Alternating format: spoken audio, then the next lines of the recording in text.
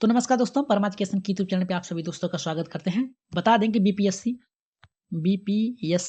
का जो नोटिफिकेशन है आपका 4.0 का नोटिफिकेशन जो है आपका फरवरी में आने वाला है। आप लोगों को पता चल ही गया होगा और अप्रैल में इसका एग्जाम होगा और मई में आप लोगों का रिजल्ट देने की तैयारी की जाएगी। तो बता दें कि अपनी जो है बीपीएससी सर्वश्रेष्ठ ऐसा संस्थान है जो कि सबसे तेजी से कार्य करता है अदर राज्यों के मुकाबले। तो बता दें कि जितने भी लोगों का सी टेट पास है, कैंडिडेट पास हैं, जिन लोगों का भी यहाँ पे बिहार टेट निकला हुआ है वो अप्लाई करेंगे और बेहतर तरीके से करिएगा, क्योंकि बता दें 1, 2, 3 में जिनका नहीं निकला है 4 में अपनी जी जान लगा दीजिएगा। तो चलिए शुरू करते हैं आज की क्लास। लेकिन आगे बढ़ने से पहले बता दें कि जो लोग नए हैं अभी तक सब्सक्राइब नहीं किया तो सब्सक्राइब जरूर करिएगा परमा एजुकेशन चैनल को और साथ में शेयर कर दीजिएगा। तो शुरू करते हैं आज के पहले प्रश्न से।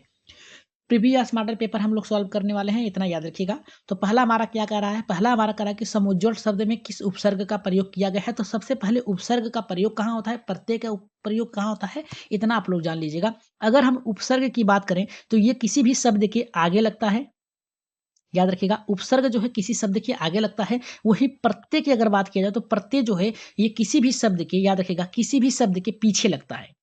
ठीक, पीछे या अंत में लगता है। तो यहाँ से आप लोग जान गए होंगे कि उपसर्ग आगे लगता है और प्रत्यय जो है पीछे लगता है। तो पहला कराय कि समय में, यहाँ पे समुज्ज्वल में जो उपसर्ग है वो सम में है, कराय कि सन में है, तीसरा कराय कि सम में है, चौथा कराय उपयुक्त में से एक से अधिक में है और यहाँ पे पांचवा कराय कि उपयुक्त में से किसी भी में नहीं है। तो राइट आंसर यहाँ पे किसके साथ जाएगा। अगर 9वें की बात किया जाए तो इसका राइट आंसर जो जाएगा हमारे यहाँ पे तीसरे के साथ जाएगा, सम में, समधन उज्ज्वल। ठीक है, समुज्ज्वल। तो राइट आंसर यहाँ पे जो जाएगा हमारे यहाँ पे किसके साथ जाएगा, यहाँ पे तीसरे के साथ जाएगा। आगे बढ़ते हैं यहाँ पे 10वें प्रश्न पे। 10वां प्रश्न देखिए क्या कर रहा है कि निम्नलिखित में से कौन सा शब्द अ की बात कर रहा है, अ का उपसर्ग उपयुक्त किया गया है। तो पहला कर रहा है कि अथाह में, दूसरा कर रहा है अनपढ़ में, तीसरा कर रहा है कि अनिष्ट में और चौथा कर रहा है कि उपयुक्त में से एक से अधिक और पांचवा कर रहा है कि उपयुक्त में से कोई नहीं। तो इसका राइट आंसर यहाँ पे किसके साथ जाएगा, पहले, दूसरे, तीसरे, चौथे या फिर पांचवें के। यहाँ पे कर रहा है कि किस शब्द में अ उपसर्ग प्रयुक्त है। तो राइट आंसर यहाँ पे 10वें किसके साथ जाएगा। देखिए यहाँ पे, देखिए पहले शब्द में देखिए अधन अथाह बराबर अथाह। तो यहाँ पे राइट आंसर जाएगा, यहाँ पे किसके साथ जाएगा, पहले के ही साथ जाएगा। नेक्स्ट प्रश्न पे आगे बढ़ते हैं, 11वें प्रश्न पे। कराए निम्नलिखित में से कौन सा शब्द आ प्रत्यय लगा है। तो आप लोगों को पता है कि जो उपसर्ग होता है वो आगे लगता है और प्रत्यय जो है आपका पीछे लगता है, यानी अंत में लगता है। तो राइट आंसर यहाँ पे किसके साथ जाएगा, पहला करा कि धार्मिक में आग का प्रत्यय का उपयोग किया गया है, असली में किया गया है, प्यारा में किया गया है, उपयुक्त में से एक से अधिक में किया गया है, या फिर करा है कि उपयुक्त में से कोई नहीं। तो राइट आंसर यहाँ पे किसके साथ जाएगा। अगर हम आ की बात किया जाए, यहाँ पे अगर आ की बात किया जाए किस शब्द में इसका प्रयोग किया गया है, तो धार्मिक इक प्रत्यय किया गया है, इक प्रत्यय का यहाँ पे प्रयोग किया गया है, याद रखिएगा, धार्मिक में। असली में ई का पर यहाँ पे ई का प्रयोग किया गया है, लेकिन प्यारा में आ का यहाँ पे प्रयोग किया गया है, याद रखिएगा। तो राइट आंसर यहाँ पे जाएगा किसके साथ जाएगा, प्यारा के साथ जाएगा। राइट आंसर जितने लोगों का तीसरा एकदम करेक्ट है। आगे बढ़ते हैं यहाँ पे 12वें प्रश्न पे। देखिए 12 का क्या कर रहा है कि जिसमें दोनों पद प्रधान होते हैं वो कौन सा समास होता है। पहला करा है हमारा कि अव्ययी भाव समास, दूसरा करा है कि द्वंद्व समास, तीसरा करा है कि बहुब्रीहि समास और चौथा करा है यहाँ पे हमारा कि उपयुक्त में से एक से अधिक और यहाँ पे पांचवा करा उपयुक्त में से किसी में भी नहीं। तो राइट आंसर यहाँ पे किसके साथ जाएगा, जल्दी से कमेंट कर दीजिए। तो 12 का राइट आंसर क्या होगा। देखिए अव्ययी भाव जो होता है, याद रखिएगा, जो अव्ययी भाव होता है इसमें जो होता है पहला पद अव्यय और उसका अर्थ जो होता है प्रधान होता है। पहला पद जो होता है क्या होता है, अव्यय होता है और उसका पद जो होता है प्रधान होता है, इतना याद रखिएगा। तो ये राइट आंसर नहीं होगा। दूसरा हमारा क्या कह रहा है, देखिए 12वें का दूसरा कह रहा है कि द्वंद्व समास। द्वंद्व समास क्या होता है, जिस शब्द के दोनों पद प्रधान होते हैं। इसमें क्या है, दोनों शब्द जो होते हैं प्रधान होते हैं। तो ये यही राइट आंसर होगा हमारे यहाँ पे। 12 का राइट आंसर जो होगा हमारे यहाँ पे दूसरा होगा, क्योंकि यहाँ पे दोनों शब्द, यहाँ पे पद जो है प्रधान की बात किया है। बहुब्रीहि क्या होता है, बहुब्रीहि में जिसमें किसी भी पद की प्रधानता नहीं होता है, जैसे हम कह सकते हैं कि गजानंद। अगर यहाँ पे हम बात किया जाए अव्ययी भाव की, तो इसमें आता है अनु आता है, याद रखिएगा, अनु आता है इसमें, आ आता है, प्रति आता है, यथा आता है, भर आता है। लेकिन अगर द्वंद्व समास की बात किया जाए, द्वंद्व समास में आपकी जैसे में हम कह सकते हैं कि माता पिता, याद रखिएगा, इसमें योजक चिन्ह की प्रयोग होता है, माता पिता। बहुब्रीहि में अगर हम कह दें जिसमें दोनों पद की प्रधानता नहीं होती है, तो यहाँ हम कर सकते हैं जैसे गजानन, यानी तीसरे पद की प्रधानता होती है गजानन। गजानन किसे कहा जाता है, यहाँ भगवान गणेश को कहा जाता है, याद रखिएगा। नीलकंठ किसे कहा जाता है। इस प्रकार से हम कह सकते हैं कि राइट आंसर जो जाएगा हमारे यहाँ पे किसके साथ जाएगा, दोनों पद प्रधान होते हैं, यहाँ पे बी के साथ जाएगा, यानी दूसरे। नेक्स्ट प्रश्न पे आगे बढ़ते हैं, 13वें प्रश्न पे। 13 का हम लोग देखते लेते क्या कर रहा है। 13 का ये करा कि जन्मांध शब्द में कौन सा समास है। पहला करा कि तत्पुरुष समास, दूसरा करा है कि कर्मधारय, तीसरा करा कि द्विगु और चौथा करा कि उपयुक्त में से एक से अधिक और पांचवा करा है कि उपयुक्त में से कोई नहीं। तो राइट आंसर यहाँ पे 13 का किसके साथ जाएगा?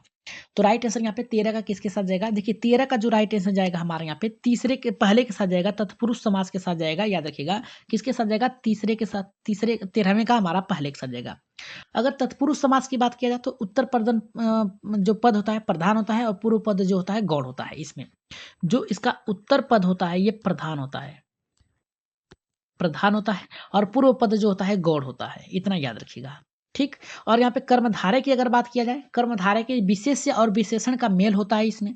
और द्विगु की बात किया जाता है जिसमें पहला पद संख्या पद आता है, जैसे में हम कह सकते हैं यहाँ पे कह सकते हैं जिसमें यहाँ पे दो रास्ते कह सकते हैं, इस प्रकार से कह सकते हैं चौराहा कह सकते हैं, इस प्रकार से हम कह सकते हैं जिसमें संख्या पद आता है वो द्विगु होता है। जिसमें क्या होता है आपका विशेष से विशेषण का मेल होता है वो कर्मधारय होता है। तत्पुरुष समास में क्या होता है पहला पद प्रधान और दूसरा पद गौण होता है यहाँ पे। तो राइट आंसर यहाँ पे किसके साथ जाएगा? पहले के ही साथ जाएगा। आगे बढ़ते हैं यहाँ पे 14वें प्रश्न पे।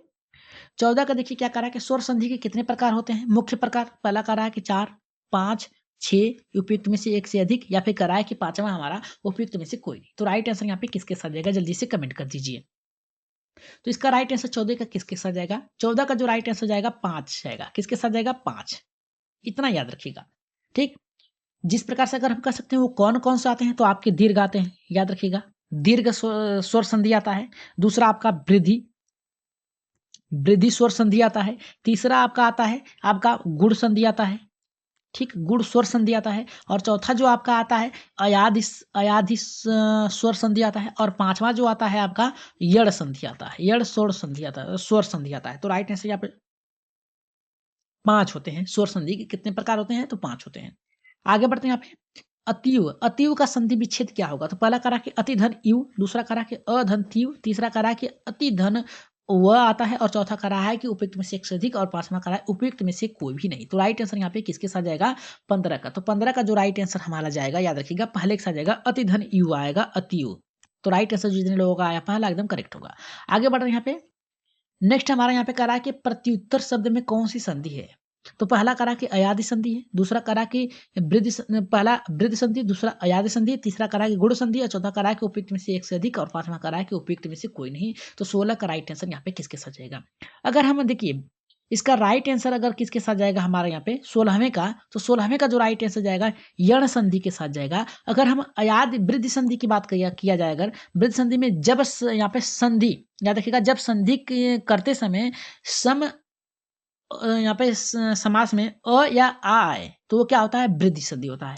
अ या फिर आ आए वो क्या होता है? वृद्धि संधि आता है। लेकिन अगर वहीं पे अयादि संधि की बात किया है, जब ए एक मिनट, जब ए अय याद रखिएगा, जब ए अय के बाद जब संधि किया जाता है, इसके किया जाता है तो वह जो होता है हमारा के बाद कोई भी अन्य स्वर आता है। जैसे में ए के बाद अ आ जाता है, ए के बाद क्या आ जाता है? अ आ जाता है, तो ये क्या होता है? यड़ अयादि संधि होता है। लेकिन वहीं पे यड़ संधि की बात किया जब किसी शब्द में अ ई उ या री के बाद कोई ई आ आए तो वह उ का हो जाता है, यानी कह सकते हैं कि असमान स्वर आ जाता है, तो उसे क्या कहा जाता है यहाँ पे? हमारा यड़ संधि। तो राइट आंसर यहाँ पे जो जाएगा हमारे यहाँ पे किसके साथ जाएगा? यहाँ पे तीसरे के साथ जाएगा। आगे बढ़ते हैं यहाँ पे 17वें प्रश्न पे।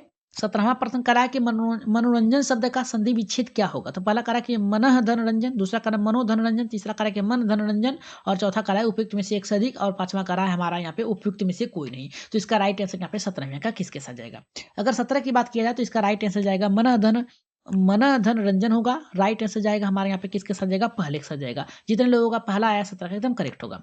अगर हम 18 की बात किया जाए, कह रहा है कि विराम चिन्ह योजक, यहाँ पे देखिए विराम चिन्ह की बात किया है और अर्ध विराम की। यहाँ पे देखिए विराम चिन्ह अर्ध का क्या अर्थ है? तो पता करा है कि अर्थ इसका कौन सा क्या कहते हैं इसको? तो इसको अर्ध विराम कहते हैं। क्या कहते हैं? अर्ध विराम कहते हैं। अल्प विराम की अगर बात किया जाए, यहाँ पे अल्प विराम की बात किया जाए तो इस प्रकार से लगता है, अर्ध विराम की बात किया जाए तो इस प्रकार से लगता है हमारा, और योजक चिन्ह की बात की जाए तो इस प्रकार से लगता है। इतना याद रखिएगा आप लोग। तो राइट आंसर जो जाएगा हमारे यहाँ पे किसके साथ जाएगा? बी यानी दूसरे के साथ जाएगा। आगे बढ़ते हैं यहाँ पे 19वें प्रश्न पे। 19 का देखते हैं क्या करा कि हिंदी शब्दकोश में निम्नलिखित में से कौन सा शब्द सबसे पहले आता है? पहला करा है शिष्टाचार। शिष्टाचार होता क्या है? याद रखिएगा, जिसके साथ किसके साथ कैसा व्यवहार करना चाहिए, ये उस पे निर्भर करता है। ठीक, तो ये होता है शिष्टाचार। दूसरा करा कि श्लाघा।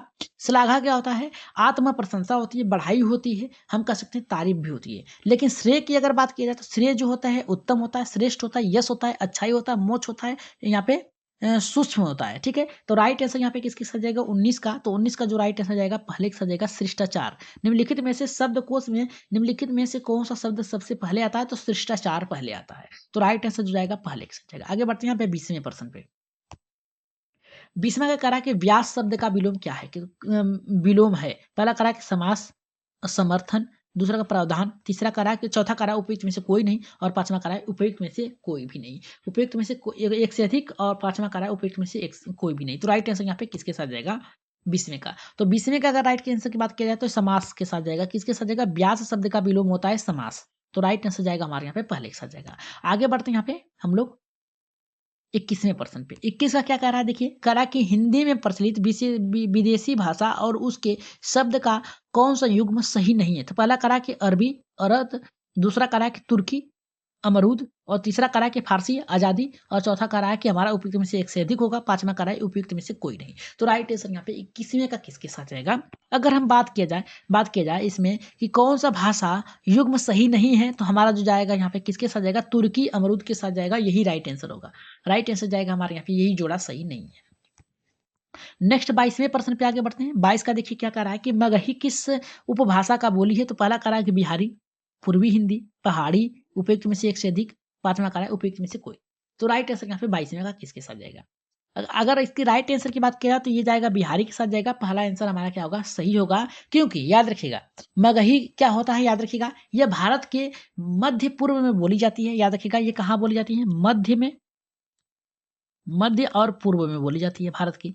ठीक है, और इसे ही इंडो आर्यन के साथ यहाँ पे बिहारी समूह में आती है। याद रखिएगा, इंडो और आर्यन का मिक्स है जो, ये किसके साथ आती है? तो बिहारी के साथ आती है। तो राइट आंसर जो जाएगा पहले के साथ जाएगा। 23वें प्रश्न पे आगे बढ़ते हैं। 23 का देखिए क्या कह रहा है? कह रहा है कि पाठक के भावबोध को सरल और सुबोध बनाने के लिए डैश का प्रयोग होता है। इस वाक्य में रिक्त स्थान को उचित शब्द कौन सा होगा? पहला कह रहा है कि प्रश्न चिन्हों का, योजक चिन्हों का, विराम चिन्हों का, उपयुक्त में से एक से अधिक, और पांचवा करा है हमारा उपयुक्त में से कोई नहीं। तो राइट आंसर यहाँ पे किसके साथ जाएगा? पहले के साथ जाएगा, दूसरे, तीसरे, चौथे, या फिर पांचवें?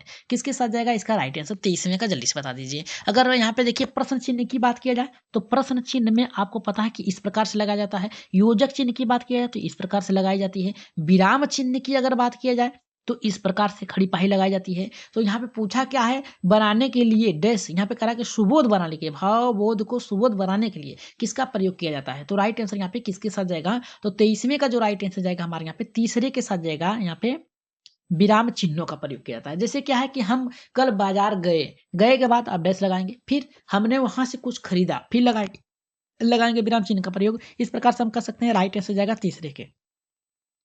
24वां प्रश्न कह रहा है कि कौन सा विकल्प विराम चिन्ह का भेद नहीं है? नहीं की बात क्या है? अर्ध विराम, मध्य विराम, अंत विराम, उपयुक्त में से कोई एक से अधिक, और पांचवा कह रहा है कि उपयुक्त में से कोई नहीं। तो 24वें का राइट आंसर किसके साथ जाएगा? तो 24वें का जो राइट आंसर जाएगा यहाँ पे एक से अधिक हो सकते हैं। राइट आंसर जो जाएगा हमारे यहाँ पे चौथे के साथ जाएगा। पहला ऐसा शब्द मिला है जो चौथा सही हुआ है, याद रखिएगा। इतना अर्ध विराम को हम कह सकते हैं इस प्रकार से लगाया जाता है। यहाँ पे मध्य विराम को इस प्रकार से कह सकते हैं। अल्प विराम को हम कह सकते हैं इस प्रकार से, नीचे इस प्रकार से रहता है। तो राइट आंसर जाएगा हमारे यहाँ पे किसके साथ जाएगा? चौथे के साथ जाएगा। और आज की क्लास का लास्ट प्रश्न, और इसका आंसर आप लोगों को देना है 25वें का। कह रहा है कि कौन सा हजारी प्रसाद द्विवेदी का यहाँ पे निबंध नहीं है? पहला कह रहा है अशोक के फूल, मजदूरी और प्रेम, कुटीज, उपयुक्त में से एक से अधिक, और कह रहा है पांचवा उपयुक्त में से कोई भी नहीं। तो इसका राइट आंसर आप लोग कहाँ देंगे? कमेंट बॉक्स में देंगे इसका आंसर। अगर आज की क्लास आप लोगों ने देखी है पूरी लास्ट तक तो इसका आंसर आप लोग कमेंट बॉक्स में दीजिएगा, और बता दीजिएगा कि आज की क्लास कैसी लगी। कमेंट बॉक्स में जाते जाते सब्सक्राइब जरूर करिएगा, साथ ही बेल आइकन का बटन दबा लें ताकि लाइव आने पर आप लोग के पास एक छोटा सा नोटिफिकेशन पहुंच जाए। तो शेयर जरूर करिएगा अपने अपने ग्रुप में, ताकि अधिक से अधिक लोग हमारे चैनल से जुड़ सके। तो आज की क्लास के लिए एक बार लाइक जरूर करिएगा। तो आज के लिए इतना ही, धन्यवाद।